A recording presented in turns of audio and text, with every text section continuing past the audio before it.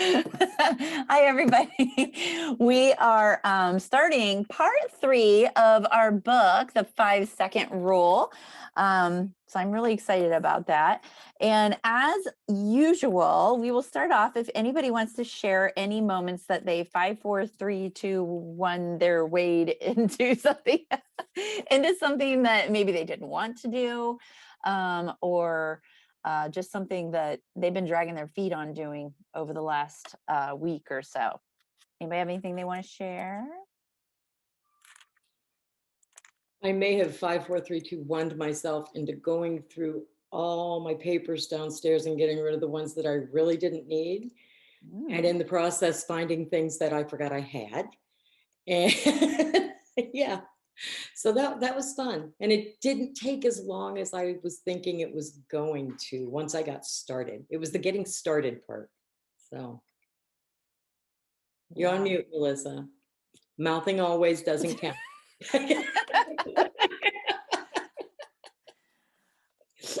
I was just thinking, and I meant to stay on mute, but that's okay.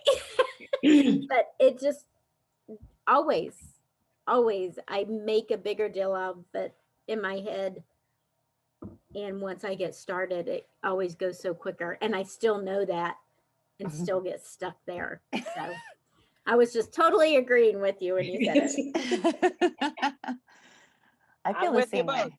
Yeah, yeah, definitely. And then you just sit there and beat yourself. You're just like, why didn't I do that so long ago? It took up so much space in my brain. Absolutely. I over the weekend,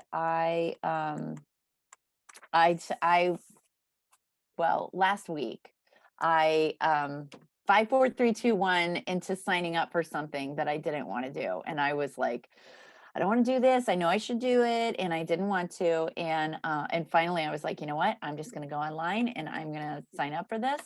And I was like, you know what? It wasn't as big of a deal as I thought it was gonna be, And so, but I just told myself if I don't do it right now, it's going to be 2 more weeks and then 2 more weeks before I actually make this phone call. And actually, there were a lot of phone calls last week that I worked myself into. And some of them were the phone calls mainly had to do with personal things, setting up doctor's appointments that were just kind of like hanging over my head, not a huge sense of urgency, but it needed to be done, things like that are just kind of like out there. And I'm like, I should really make this phone call. I should really do this. So I did some of that kind of stuff, but then also, also just, and then not making the phone calls, but sending messages and reaching out to people about the offer that we have in Tupperware. I did a bit of that too. And there were a couple people, some people I was just like, oh, they'd be great. And didn't think twice about it. Right. But then there were other people that I'm like, oh, I don't know. I don't know what they're going to think. I don't know what their response is going to be. And then you just kind of have to go for it when that happens. You know what I mean? Yeah, we all know what I mean. We have somebody else that joined us. Hi, Jerry. Thanks for joining us today. We're getting ready to get started, but we always start off by sharing what are some things that we pushed ourselves into doing in this last week, because our book is the 5 Second Rule. And it is about just kind of counting down 5, 4, 3, 2, 1, and then doing and taking action again, like whatever it is that you struggle with. Sometimes it's getting out of bed, and sometimes it is a major life decision. And everything in between, right? Oh, Amy just hopped on too. Yay. All right. So Jenny, do you want to go ahead and get us started in part 3? Sure. Here listening, setting up a party. Absolutely, Jerry. Just totally listen to us. And you can definitely talk in the chat. We kind of go back and forth through the chat. Okay. All right. How to become the most productive person you know. I'd like to say the 5 second rule is change agnostic. It will work with any kind of behavior change you're trying to make happen. The applications of the 5 second rule are only limited by your imagination. If you want to adopt a positive new habit, just use the rule to 5, 4, 3, 2, 1 and push yourself to do it. You can also use the rule to pull yourself away from destructive behavior like gambling, drinking, drugs, and impulsive behavior like micromanaging your team, snapping in frustration, and binge watching too many TV shows. Just 5, 4, 3, 2, 1 to assert control and shift your focus away from the destructive or impulsive behavior. Then turn and walk away from it. Like all change, it's simple, not easy, and the rule will help you get it done. There are 3 behavior changes that we receive emails about constantly: health, productivity, and procrastination. I address them in this section of the book. You'll learn the step-by-step approach to how you can use the 5-second rule in combination with some recent research-based strategies to improve these 3 major areas of your life. First, you'll learn the secret to improving your health. You're not going to like it, but it works. And you'll see posts of people all around the globe who are using the 5-second rule to do some pretty remarkable things for themselves. Second, you'll learn how to increase your productivity using the 5-second rule and the latest research on focus, productivity, and your brain. There's a particular fact in there about the snooze button and how it impacts your productivity that will really surprise you. Third, you'll dive into a subject that plagues us all: procrastination. You'll learn about the 2 forms of procrastination and the step-by-step method for how to use the 5-second rule in combination with 19 years of research to beat procrastination once and for all. Everything you're about to learn can be implemented immediately and is backed by science. To reach your potential, you'll have to push yourself. There is no other way. Excuse me. Either you run the day or the day runs you. Very true. Okay, improve your health. Courage is the commitment to begin without any guarantee of success. Almost half of the messages I've received are from people just like you and me who want to improve their health. Whether it's to slim down, pump up, drop weight, lower cholesterol, heal yourself from illness, eat healthier, or improve strength and flexibility, whatever it is, you can use the 5-second rule to get it done. The fact is that thinking about being healthier won't make you healthier. Even meditation, which is a mental exercise, still requires that you do it. There is no getting around this. You must take action. The irony is that in no other area of our lives is there more information, support, research, options, or free content than on the subject of health and wellness. You could Google diet, download the top 20 search results, print them out, put them on a dartboard, and follow whatever diet that dart hits. The diet, if you actually follow it, will work. The problem is never the diet. The problem is always your feelings about dieting. The same is true about exercising. Just like Anna, we never feel like working out, and we let these feelings get in the way of our desires to become healthier. Using the 5-second rule, Anna pushed herself to 5, 4, 3, 2, 1, get back on the bike. She says, I never feel like working out, but today I had the pleasure of hearing Mel Robbins speak at the something luncheon. Her 5-second rule is inspiring. Everyone knows what they need to do in order to achieve change, but feelings get in the way. So 5, 4, 3, 2, 1, I'm back on the bike. Apologies for the person next to me having to listen to my hyperventilating. It's been a minute. And yes, you may hyperventilate as you pedal, but who cares? It sounds better than making excuses at home. Every single diet, exercise program, gym circuit, workout class, physical therapy regime, cross-training routine, meditation program, and yoga flow will improve your health. But here's the catch. You have to do it. And believe me, I get it. I loathe exercise, especially if it's cold or raining outside. I hate it as much as I hate getting out of bed. Without the 5-second rule, I'd never do it. Why is getting healthy so hard? You already know the answer: your feelings. If you feel deprived of bread, you won't stick to your gluten-free diet. The second you consider how you feel about eating salad for the next 113 days, you'll convince yourself not to do it.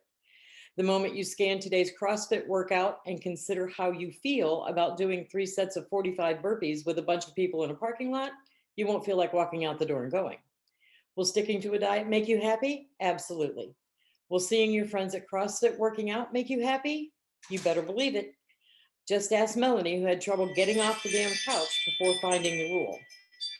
I just wanted to say thank you. Thank you for saying it in a language I can relate, for making me get off the damn couch and out of my head, for experiencing momentum and just be by my awesome self, relief, freedom, and breakthroughs.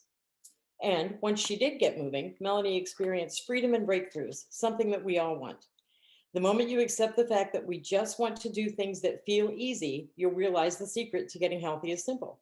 You'll never like it. You just have to 5, 4, 3, 2, 1, go.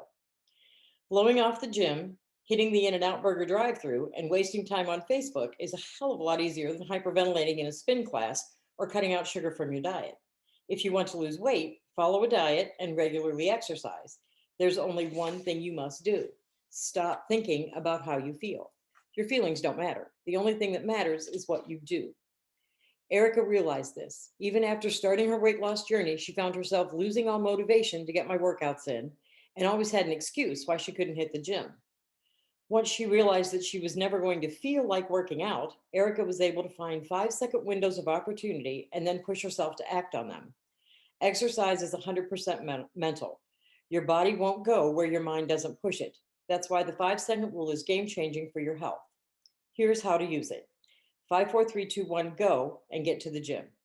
5, 4, 3, 2, 1, go, put down the donut and eat a grilled chicken breast.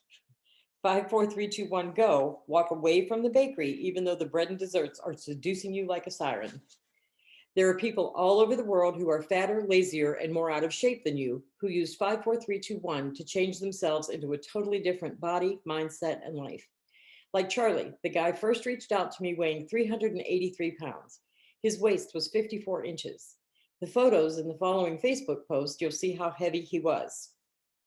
Looking at the pictures, he's pretty heavy. Imagine how horrible he felt. Now look at the other photo of him in the bottom photo, celebrating his life. He is literally a different human being. How did he do it? By drinking drinks that taste like grass. Yuck, you might say, but that's what it took for him to reach his goal. Today, he runs a business called Juicing Strong that helps people become their healthiest selves. For 529 days, this guy pushed himself to keep the promise he made to himself. Why? Not because he felt like it, but because he said he would. Ellen, can you talk for a minute? Absolutely. Imagine if Charlie spent the last 529 days thinking about losing 176 pounds instead of juicing. What would have happened? Nothing. Alexandra also found herself on her way to a healthier lifestyle by juicing. So I'm going to pause right there. So there are so many good things here. And I think we've all kind of been at some point in our lives, been on some sort of a health journey that we needed to either start, or maybe we were in the middle of, or anything like that. When it comes to healthier eating or exercising or something like that. So I think every single one of us on some level can relate to all of these stories. And it's true, you just have to do it. And I tell myself all the time when I was an athlete growing up, and then I wasn't, right?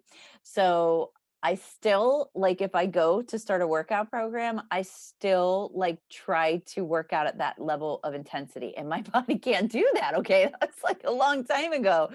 And so Eric always gives me a hard time. He's like, gosh, it is like 100 or nothing with you. And I'm just like, I know, but if I'm going to do it, I want it to count and all this other stuff. And over the years, over the last couple of years, I have, with the health journey that I've been on, I realized, no, I can't do that. And it actually causes more damage than it does good for me. And I have to remind myself that no matter what it is I'm doing, whatever activity it is, even if I'm just taking a walk, the way that I kind of like give myself props is I say to myself that, well, I'm doing better than the person who isn't taking a walk right now, right? Or I'm doing better than the person who is not even trying, And so that's how I kind of like talk myself into it and talk myself down from not doing enough in my mind, because my mind kind of goes there. And I have a tendency to feel like I'm not doing enough to be healthier when I'm not giving myself props for drinking the water and for choosing this over that, and to choosing to move my body instead of just sitting still. And so it's important to kind of think about it that way, because she's absolutely right. If you wait till you feel like doing something, you're not going to do it. And so your feelings kind of have nothing to do with it. When you start thinking about your feelings and all that stuff, that's when you psych yourself out, because then you go into this whole like, I deserve the donut because I've had a really rough day, or I deserve the glass of wine because blah, blah, blah, And so, because that's where your feelings kind of come in, and then you're like selling yourself on it. And sometimes I even look outside of myself for validation. I'll be talking to Eric and I'll be like, tell him about, oh, this happened and that happened and this happened. So I think I'm going to have a glass of wine. And I'm waiting for him to say, no, don't do that. Right. And he's just like, yeah, you should, right. you know and so I look outside of myself to tell me like it's okay to just kind of affirm the bad decisions I'm trying to make. And then once I get that affirmation, it's on. Like, you know? And so it's important to keep the feelings out of it and just know this is good for me. This is, this is better, best, right? This is better for me. This is best for me. This is good, better, best. And I think about that, when I think, oh, well, this is good, right? This is better. Like them talking about juicing. So drinking water is good. Juicing is probably better, right? And best is all the things that go with that, right? This is doing both. I guess. Something. And so yeah, it's important to kind of remember those sort of things. But yeah, that's my big takeaway from all that is to keep your feelings out of it. When you start thinking about that, you need to just reevaluate. Technically, Ellen, wine is juicing. Nice try. See, that's that validation. She's trying to And validate me. outside validation, yes, there is.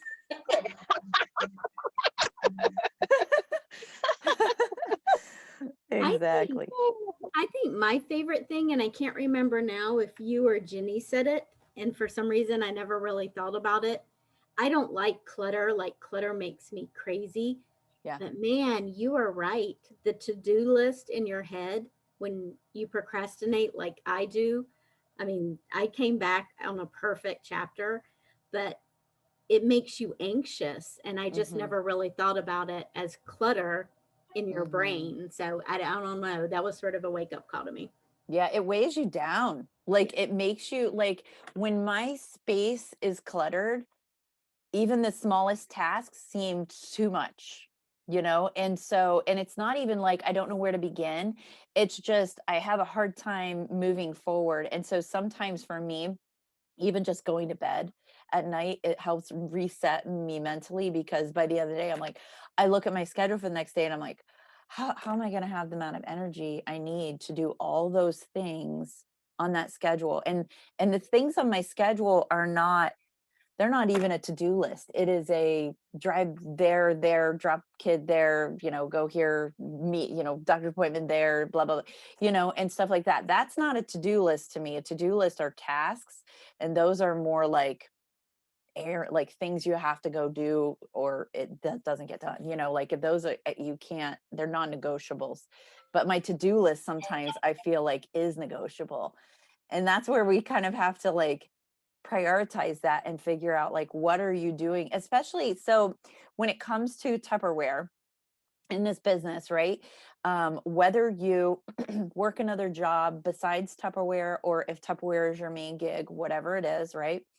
um it's really important to recognize the activities that you're doing in your business, because I can get tired looking at my schedule of where I need to have my kids all day long, right? Drop them here, pick them up there, to get this one there, take this one there, doctor's appointment here, dentist, like that makes me tired. But when I look at a schedule like that, at the end of the day, I have to make sure at some point I have done something for me and my business, because it's very easy for me to get wrapped up in everybody else's priorities and push my priorities aside.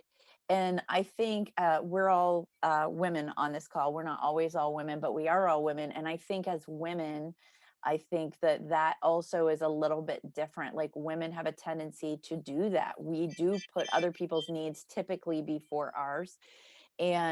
And so when we're putting it's not just our personal needs, it's also our business needs, right? If we have a goal and a dream for this business, that needs to have some sort of a priority in your schedule. Now, I will say this. Now, I do have days that I specifically set aside this day that I will just focus on whatever needs to be done for the kids. Then that way I don't feel that guilt of not being able to do all the other things, and it gives me a moment to breathe.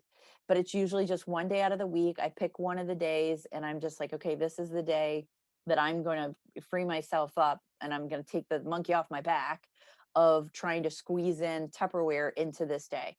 And then that way I'm able to focus on what the kids have to do, and then I'm able to, and just household needs, not even if you don't have kids, household needs, right? Laundry and cooking, grocery shopping and all of those things that you have to do to keep things going, you know? And then the other days I'm able to like, okay, these are the days I'm going to straddle both. I'm going to do both things. And then there's some days that it's like, okay, this is my day and I am not doing any family things. I'm going to do everything before and after this day so I can have full concentrated time on Tupperware. And maybe it's not a day. Maybe it's these are my 2 hours. Okay. You have to take what you can get, right? I think too, like what Melissa was talking about, when you get all that stuff in your head and it clutters your brain, that's where the words like overwhelmed and stress come in. It's not actually what's happening around you and outside. It's what you mentally picture is happening outside and around you. Like, I don't have the time. I can't get all this done. People are expecting this. I can't do all that. I'm just overwhelmed. I'm stressed out. And and if you can 5 4 3 2 1 your way out of some of that, like just doing it, even if you don't feel like doing it, obviously, then it makes that part of it go away. And I think the clearer some of those lists get, or the clearer some of that stuff gets in your brain, the easier it is to just function. Like, I've Yeah. seen people that I know when all my kids were home and I was working and doing softball and doing basketball and doing volleyball and living, and Michael didn't drive, so I had to take him back and forth to work and all that stuff. People would say, "Oh my God, I don't know how you do all that stuff. I would be so stressed out." But it was just what I did. It wasn't anything I thought about. It was what I did. With the things that would stress me out was whenever people would say things like, "Hey, do you guys want to do this over the weekend?" And I'd be like, "No, I don't want to do anything over the weekend. I want to sit home and be by myself over the weekend." But there were, so that kind of stuff. But and I think sometimes we look at other people and see the things they have going on in their life, and because it looks like they're managing it all so well, we feel like we're not. Right. And it could Absolutely. be that, yeah, I mean, it's like looking at somebody else's life and just going, "Oh, they have it all together." No, they don't. No, they don't. They absolutely don't. But they look like they do. And especially on Facebook, there are two kinds of people on Facebook: people that have the perfect life and people that have a shit show for their life. There doesn't seem to be any kind of in between. No, you're right. You're so right. Yeah. Their posts are either all, "Oh, my husband's wonderful and my kids are exceptional and today was wonderful," or they're like, "Nothing goes right. Nothing ever goes right for me. My dishwasher broke, my washer dryer broke, I have a flat tire, and I hate my husband." And I can guarantee the ones that have the drama, right? They're posting about the drama. There's actually probably a lot of pretty decent things going on in their lives, but that's their outlet, right? And then the ones that also are posting this perfect dream life with perfect children and a wonderful home and all this other jazz, I'm sure there's plenty of drama going on in They're their gonna lives too. kill everybody in their house. Right. Exactly. They're finding an excuse for that glass of wine. Right. Exactly. And some people just hide it better. And that is that good? No, not necessarily, because usually those people, it gets to a boiling point at some point and it just kind of bubbles over. And so it is. It's important to just kind of recognize that the grass is not greener on the other side. The grass is greener where you water it. So if you are feeding the positivity, did we read Positive Dog? No, I don't think we No. did, but he's talked about it enough in his books in the John Gordon Yeah, we did. series. Yeah, we did. Yeah. Did we read Positive Dog? Yeah, Okay. we did. And it talks about like feeding that positive dog, and starving the negative, right? And it's the same thing, it's just you get what you expect. If you expect things to be amazing, you're going to see a heck of a lot more amazing. Is it always going to be rainbows and sunshine? Absolutely not. That's just not real. That's not realistic. Okay. But if you're expecting everything to fall apart all the time, then you're always going to be living on that edge of expecting that, right? And you will get some of those things back, and it's so important to just kind of recognize that in yourself, especially. because it's easy. And also surrounding yourself with those people that are going to pick you up when you are down, and that you trust enough to be able to let your guard down to them, to say, hey, I'm vulnerable, hey, I'm having a hard time, hey, this isn't, this life is super stressful right now. And having those people in your life that are there to help pick you up and not commiserate with you in your tough time. Because there are some people that'll just get right in that ditch with you, and then you guys are having a party down there and you're not lifting each other up. You're both just like, yeah, life does suck, oh yeah, and this sucks, and oh yeah, and this and this and this, and my friends and my kids and my spouse and blah blah blah.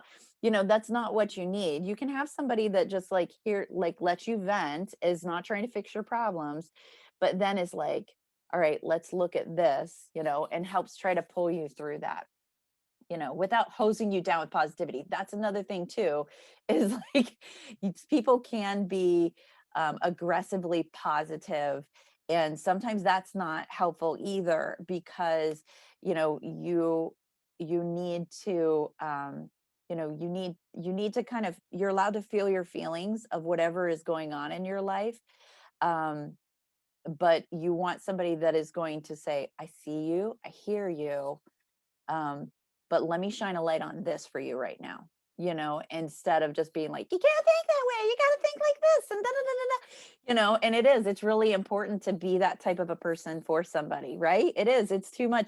It's funny because I've experienced both of these in the last couple of months, where I'm confiding in somebody and they're there with me in that moment, and then they help me navigate my feelings about it, and help me get to that place of gratitude, right? But then I've also had people who are like literally cut me off, like don't even give me a chance to say how I feel, and are just like, you can't think that way, you just can't think that way. And I'm like, actually, I'm allowed to think this way. I'm allowed to feel this way. And I mean, I had already processed through it, but she kept cutting me off and didn't even give me an opportunity to say, no, that's how I was feeling, and this is how I'm feeling now. And so it's just interesting. But to know who of your friends, know who are the ones that are going to help pull you through it, be there with you, validate your feelings, and then help pull you through it. And because sometimes, yeah, I want somebody to stop me in my tracks and go, hey, enough of that, right? But in that moment, I wasn't. That's not what I needed. Yeah, and I think we all have our own kind of coping mechanisms, Yes, that yes. sort of thing. Like for me, the best thing that I can do is to just keep a sense of humor and find, if it's not funny right now, to even think ahead and think of what's going to be funny about it maybe a year from now, but it's Right. still going to be funny sooner or later, right? When I'm going to look back on it and go, really? Did that happen? And so yeah, I try and find the amusement in a lot of things, which affects some people really wrong. Like, yeah, Right. I'll say things and I can just see by the look on their face that they were not there with me. That is not where They they were weren't there going. yet. That's not there yet. But that's just what works for me, Mhm. and it's worked for me that way most of my life. So I try and filter that when I know somebody is not like that. Like I Mhm. do know people that's just not, even me saying it in my sarcastic little cute way is not going to land well. So I try to not do it then, but I have to watch because, and my kids are the exact same way. Yeah. They have absolutely, except they have less filter than I do because they're younger than me and they haven't really figured that out yet, especially Becky. Um, Yeah, you're absolutely right, Jenny, and that's one of the things that I actually find super endearing about you. And there are times that, like, in a moment, you'll crack a joke and be like, "We're not there yet, are we? Okay, okay, we'll come back." Like, Sorry. you know. But I appreciate that, because it is, you're finding the levity in whatever it is, because we all know, right? This is the reason why sometimes you can laugh at a funeral, right? I mean, right? Because you're thinking about, yeah, Jenny, you're thinking Back to the inappropriateness. But I mean, a lot of times when people in our family have passed, when we're all like, whether it's at the funeral or if it's that night after and we're all kind of just sitting around, at some point we're laughing, because we're thinking about, oh, remember when dad was so mad when I blah blah blah, and we just laugh and laugh. Well, it wasn't funny at the time, I can guarantee it, but it's just, that's sort of, having that space and time allows you to kind of get some perspective, knowing that we all got through it and everybody's fine, and everybody lived, nobody was in jail, and all those things, right? I grew up being taught and thinking that laughter is healing too. I Yes. mean, it sort of helps pull you out of dark places. So I totally get where you're coming from, Jenny. But yeah. Yeah. And so anybody on here, if you don't know Jenny very well and she does say something kind of inappropriately funny at a time, just know her heart and know it's in the right place. And you can say, I'm not there yet. Not there yet. And she'll say, okay, I'll be Okay. back. Go talk to somebody else. And I'm right there with her at times. So Yeah, Lydia's kind of right too. That's true. But it's good. I mean, it's important to have people like that in your life that can give you perspective. And humor does give perspective, when you're kind of going off the deep end about everything kind of going, it's kind of you know what it is? It's kind of like in movies, right? When somebody is like hysterical, they're just like flipping out, and somebody comes and slaps them across the face and they're like, get it together, right? It's kind of like that, but nicer, because you're laughing and not slapping somebody in the face. Oh my goodness. All right. So back to Charlie and Alexandria. I kind of stopped right there. I just finished that paragraph you were on, Jenny, and then I just stopped right there underneath the box on page 122. 122 under the box. Okay. Did you read Charlie and Alexandria? No. Okay. Charlie and Alexandria both found that when you follow your instincts to lead a healthier lifestyle by taking a courageous action, change starts to happen in your life. It takes courage to start something, it takes courage to stick with it, and it definitely takes courage to share it with the world. That's what Pakenham described to me. Courage is what it required to lose weight, because sometimes, as Pakenham writes, the gap between where you are and where you want to be can seem so huge that we can't even face how much work we have to do. Says, hi Mel, for my entire life I've been overweight. Now I'm trying to diet for the first time in my life. I feel lost and trapped, but I keep on going. I have a massive feeling of insecurity and vulnerability. Can you please explain this? The short answer is that the gap between the person you are now and the person you want to become can seem so big that it feels impossible to bridge that gap. Feeling this way is normal, but allowing those feelings to take over your mind is a form of self-abuse. That's why I love Charlie and that photo of his bare belly hanging over his shorts. Anyone can bridge the gap between the numbers on the scale with a push.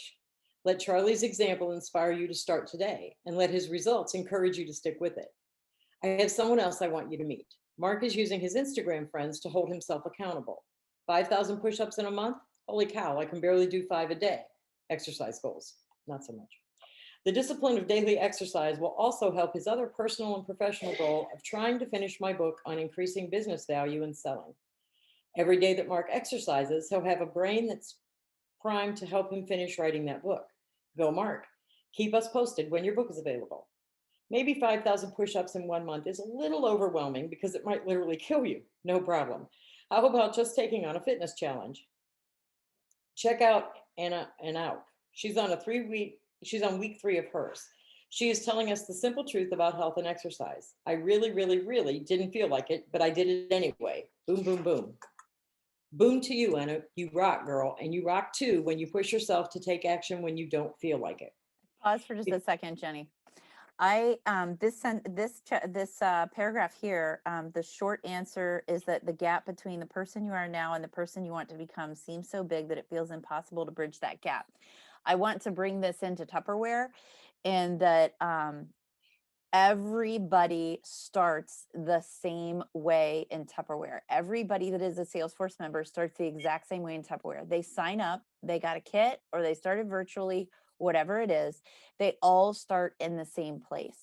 Whether it's Pam Clift, whether it's Cora Putz, any of her directors that are doing millions and millions of dollars a year, right? It is so important. And that, like when I started, there are some people when they look at numbers and they look at people having huge success when they first get started, it's almost discouraging to them, right? Because they're just like, oh, I'm so far behind. These people have been doing this for 5 years. I should have started a long time ago, and things like that. There are other people, when they see that level of success, they get encouraged because they think, wow, they started just like I did, right? So the people that get discouraged feel like I missed the boat, right? It's too late. All these people are making money and there's not enough for me, right? But I want to encourage everybody, whatever it is, that whatever your big vision is for this business, and maybe your big vision is just to have personal growth, to go from being the person, as Nikki says, hiding behind a catalog, right? As she's on stage, to being somebody is as outgoing and vivacious as Pam Clift, right? Maybe that is what your big vision is for this business. Maybe your big vision is around having a large organization of leaders, right? And maybe your big vision is all monetary. You want to always have a $10,000 paycheck every single month at a minimum, right? Or maybe your vision's even bigger, right? You see those top 5 paychecks and you're like, that could be me. I could be making $80,000 a month, right? The key is just to work on that gap, right? And because right now that gap between who you are as just starting, right? Or maybe you've been in the business a couple years, but maybe you're just, at a manager level and you want to be all the way up here, right? Is just is knowing that it's normal for you to feel sometimes discouraged by that gap, sometimes feel overwhelmed by that gap, and just know, just like she talks about and like I was kind of talking about, like, I feel like even when I'm taking a really slow walk, I'm like, well, at least I'm walking versus the person sitting on the couch. Think the same thing. So even though, you're not to where you want to be yet, at least you're making contacts, at least you're recruiting, at least you're dating a party, at least you're selling some products, right? And just take it down to the smallest level and then keep moving from there. And just, it's consistency is the key when it comes to getting to the big place, whatever that is for you in this business. So I was thinking when they were talking about that gap, it just made me think about that, because I do sometimes people come to me and they, in a very aggressive way, and saying kind of like, well, I don't have this many directors. I don't have da da da. And I'm like, time out. Like, I didn't like sign on like this, right? It was all the contacts over the years and every day putting one foot in front of the other, even if the day before I got knocked back 12 steps, just keeping moving forward, and it compounds. But you have to do that work. Just like if you want to run a 5K, you got to get off the couch first, right? Then you got to put some shoes on, and then you got to take a walk, and then you have to start incorporating running. It's the same thing in our business. If you want to build something amazing and big, right? You want to build something big, it starts with getting out of bed in the morning. It starts with touching your business every day in some way, shape, or form. I remember when I first started, that's all anybody talked about, is touching your business every day, touching your business every day. And I was like, what if I don't want to touch my business every day?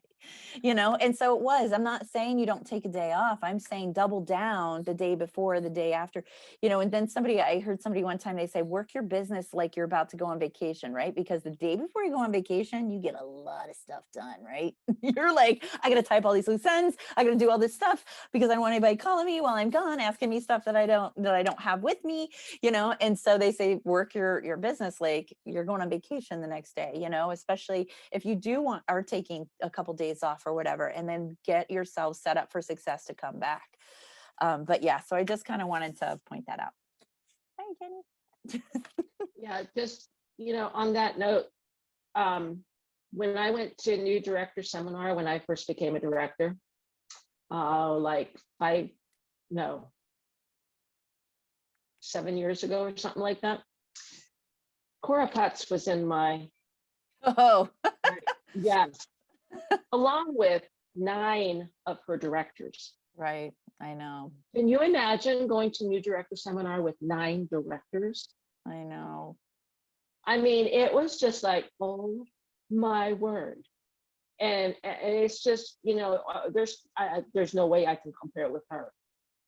None. I mean, I don't, I look at her and I'm excited for her, but I don't compare myself to her. I mean, I don't Yeah. like, yeah, you know what I'm saying? I don't say, well, I can't do that, or she's got something I don't have, because I know she doesn't, she just won't. But yeah, we all start at the same place, but it's what we do with it Yeah. when we do. And work, that's, yeah. I think that's where whenever people say comparison is the thief of joy, Yeah. sometimes to compare yourself to somebody and maybe they started wanting something entirely different from what you want. Right. So it's not even fair to compare yourself because the goals are totally different. So you're not working towards the same thing, Right. and I think that happens a lot, especially if you look at somebody that's been in the business less time than you have, or about the same amount of time, and they're at a different place, whether it's title level or whatever it is that they have that you think you should have gotten by now. Yeah. Maybe that particular thing is what they went after to start with, and it Right. wasn't where you were to start with. So they worked on that area, you weren't, and that's how that works. So it's, yeah, the comparison thing is a very slippery slope, because you can really get discouraged about something that isn't even important.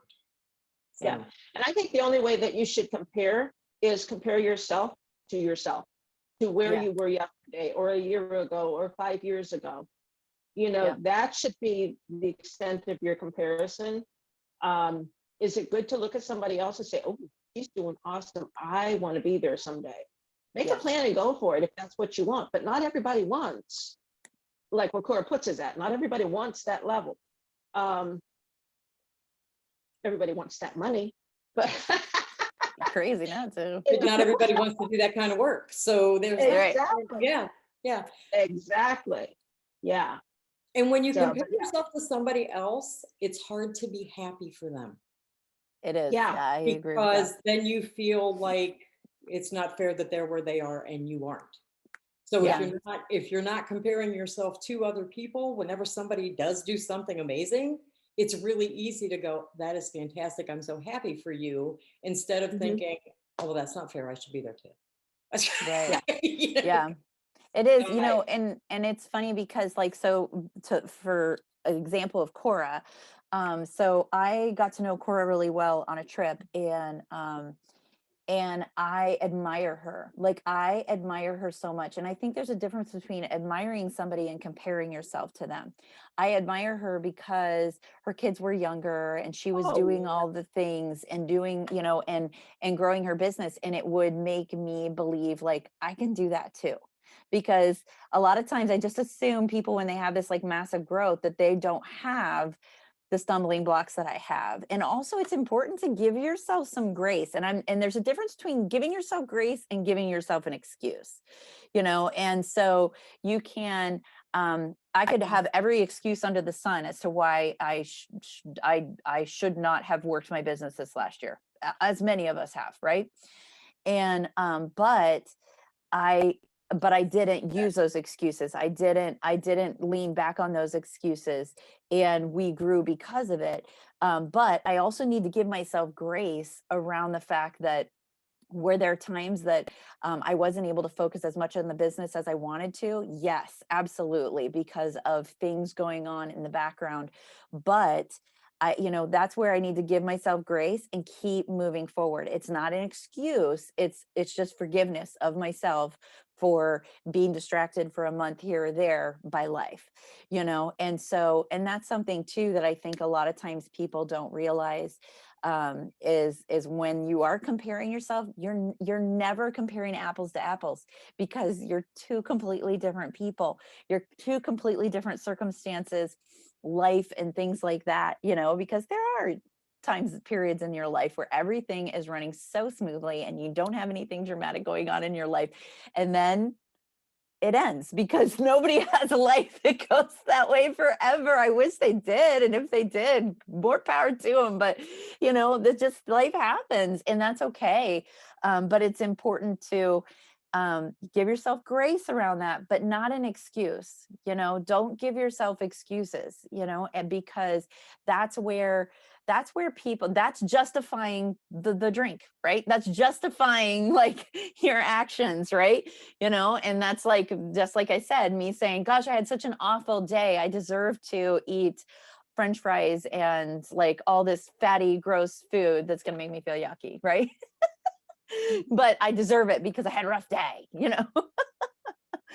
So it's the same sort of thing. So you're giving yourself a pass to do the hard things that you need to do to grow your business because you've had a stressful day or because whatever, and it's okay every now and again. Yes, that definitely happens. But whenever I do that, I recognize, okay, Ellen, you have 24 hours and then you got to double down to make up for today. And Pam has said to me in the past, she's just like, okay, you have an hour to get over this. Whatever it is, right? Okay, you got an hour to get over it. And then it's game on, or she'll be like, and then one time I called her and I was having the worst morning. And I remember this was so many years ago. And I called her, I was like, I'm having the worst day, blah, blah, blah. And this customer yelled at me and all this stuff is going wrong. And 5 people on my team told me they were quitting. And one of my directors said that she didn't want to do this anymore, blah, blah, blah, blah, blah. And she's just like, kind of basically, she's like, are you finished? And I'm like, yes, I'm finished, And then she's like, okay, starting here, right now, this minute, your day's restarted. It's a brand new day. Nothing has happened. You just got out of bed, And she's just like, and there are times that I restart my day 5 times before it actually sticks, right? But I remember that conversation with her because she just like, she let me vent it all out. And then she's like, okay, we're done. It's over. It's past. Going forward, your day started. It's new right here. Good morning. This is the beginning of your day. You're going to go forward from here, And so, and that's the power of a 5, 4, 3, 2, 1. You can restart your day. Who says you can't restart your day? Right? So who says that you can't restart your week, your month, your hour, whatever it is? Who says you can't do that? You can absolutely do that. So, all right, Jenny, we want to read a little bit more. I don't know if we're going to get to the end of this chapter. We talked a I lot. think we can, yes. Oh, yeah, we actually, okay, it's not Yeah. bad. Okay. If you feel overwhelmed by the thought of taking this on for real, meet Alice. She's a 19-year-old girl from the UK who wrote to me because she had been in a really bad place. Here's how she described it. I suffered with anxiety and agoraphobia, and they really took their toll on me. I gained about 30 pounds, which made me even more miserable, and I stayed indoors even more. Additionally, I felt pressured by my parents to do a certain degree at a certain university and convinced myself I was fine doing this in order to please them. I watched your video and it really made me think, is this really what I want? Am I really fine being the size I am? Do I deserve to get what I want? I won't lie, it took some time, but I watched her talk about once a week and then I had the impulse. She had the instinct to get real with herself. She had the desire to assert herself and take control of her life. She had the urge to change. And she did. Not only did she talk to her parents, but she changed her major. I was accepted at the university of my choice and the course of my choice, and I am due to go this October. As for my weight, since December, I've lost 28 pounds from eating healthy, getting into a good exercise routine, and it's all down to your 5-second rule. I hope I didn't take up too much of your time, but I really wanted to tell you how much your talk impacted me. I have still got a long way to go, but whenever I feel myself slipping, I watch your talk again. That's what it takes. It takes courage to do what Alice did. It takes courage to be honest with yourself about what you want. It takes courage to assert yourself, to start. Often the first step is the hardest. If you fall off the wagon or slip, you can get back on track. Slipping is normal. There are days when you won't feel like it. Remember, you can take control again. It just takes 5 seconds. Just ask Kristen. She says something really important in her Instagram post. The first step, getting out of bed, is the hardest, but so worth it. No matter how many times you've exercised, starting each day is the hardest part. Remember when I told you that I wanted to start experimenting with the rule by doing the wake up challenge? That's so you can experience activation energy. It's the force required to start something, and that's exactly what Kristen is referring to. And she's right, it is so worth it. In fact, there's nothing more worth it than learning to push yourself right past your excuses and one step closer to the life, the body, or the future you dream about. Maybe your health challenge isn't about the gym. Maybe it's about something scarier like fighting an illness. You aren't alone, and you need courage every day to heal, to live, and to stay strong. A lot of people have written about struggling with cancer and setbacks in health, wondering how they can reclaim their courage and strength to fight. The 5 second rule is a tool you can use to find the inner strength to face serious illness. Greg Cheek is one heck of an inspiring guy to follow. Stage 3 cancer. What did he do? He's run 10 marathons since his diagnosis. How incredible is that? But maybe it's not about running marathons. Maybe health for you means being brave enough to get your annual mammogram screening done. When Amy Robach, the host of Good Morning America, was asked to have her first ever mammogram live on air during Breast Cancer Awareness Month, her initial response was to say, no way, no how. She didn't have any connection to the disease and didn't want to make it look like she was trying to steal the limelight. Amy turned to Robin Roberts, a fellow anchor and a breast cancer survivor, for advice. After Amy told Robin that she had never had a mammogram, Robin replied, Amy, that's the whole point. Listen, nobody knows better than I do how uncomfortable it is to be having people watching you go through something medical. But the power of saving even one life is so remarkable you'll never regret it. And I can pretty much guarantee it will save a life. Just by walking into that mammogram and demystifying this test, someone will find out they have cancer who wouldn't have otherwise. Amy, 80% of women who have breast cancer have no family history. Amy made up her mind right there in Robin's dressing room and decided to have the mammogram. She went back on air weeks later to reveal that the screening she had done live on television had saved her life. She had been diagnosed with breast cancer. Amy went through a double mastectomy, 8 rounds of chemotherapy, and today is cancer-free. While Amy didn't use the 5 second rule in her decision, she got a push from Robin during a critical moment that made a 5 second decision. Thank goodness she did. She may not be lucky enough to have a work colleague there to push you, but you can always give yourself that push. 5, 4, 3, 2, 1, go. Improving your health is all about action. You might not lose as much weight as Charlie or run marathons like Greg, but you can push yourself to get to the dentist, to exercise, go to the doctor for a test like a mammogram or prostate screening. When you push yourself, just like so many of the people you've read about, the life that you change will be your own. Life is about the choices we make. And I have said over and over in this book, you can always choose how you act. If you have goals to get healthier, what you need to do is usually straightforward. Pick a plan to follow. Any plan will do. And then 5, 4, 3, 2, 1, go. The only thing you will need to choose after that is choosing each and every day to do it, even though, as Anouk said, you really, really, really don't feel like it. I said that's what you need to do is simple. I didn't say it would be easy. I promise you it will be worth it. Exercise and health comes down to one simple rule. You don't have to feel like it. You just have to do it. Awesome. I think that sums up pretty much everything we were talking about today. And that last bit there. But yeah, and even in the beginning when we were sharing what our little 5, 4, 3, 2, 1s were for this last week, and it's about those choices. It's about making, good choices every day, whether it's towards our business or towards ourselves personally, to to just make things better. Whether it's a health thing or whether it is a work thing, or maybe it's just being a good human thing. Right?